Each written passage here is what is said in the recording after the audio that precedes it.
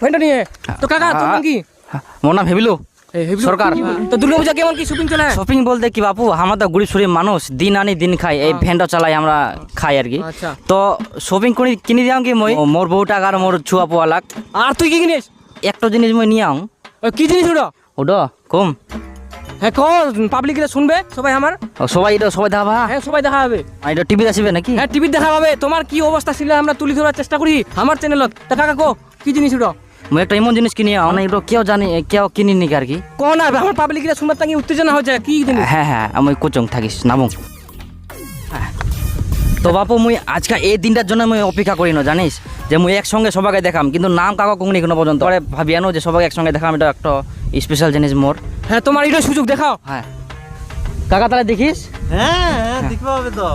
দূর যা না। তো দর্শকরা দিন আনা দিন খাওয়া আজকে আমার এই পাবলিকটা দেখাবে যে এই কি নিয়া দুর্গাপূজা এবার। তো কাকা নে চালু কর।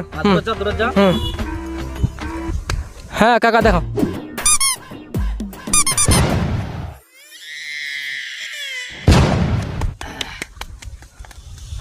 দেখলেন, এটাই মুই হচ্ছে পূজার জন্য এই জিনিসটা নিয়ে আম। সবাই তো এখানে নিনি জাঙ্গিয়া।